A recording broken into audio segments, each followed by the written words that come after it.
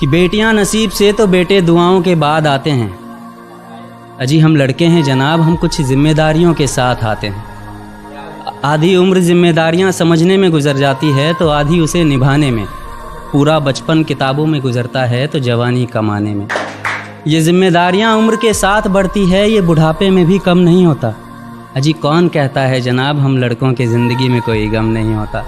कभी बेटा बनकर तो कभी बाप का फ़र्ज़ निभाना पड़ता है। कभी खाने के लिए नखरे होते हैं तो कभी खाली पेट भी चलाना पड़ता है। कभी माँ की गोद में सोते हैं तो कभी जिम्मेदारियों की बोझ में।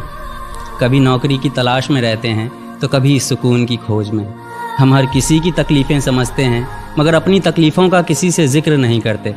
जिम्मेदारियों के पीछे कुछ इस कदर भागते हैं कि अपनी ख्वाहिशों की भी फिक्र नहीं करते। हमसे हर किसी को उम्मीदें हैं मगर कोई हमसे हमारी ख्वाहिशें पूछे किसी का मन नहीं होता। कौन कहता है जनाब हम लड़कों की ज़िंदगी में कोई गम नहीं होता। दिल टूट जाए हमारा फिर भी मुस्कुराना पड़ता है। छुप छुप कर रोते हैं सबसे आंसू छुपाना पड़ता है।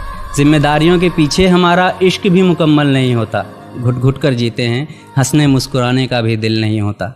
जिम्मेदारियां निभाते निभाते हमारे खुद के कोई अरमान नहीं बसते।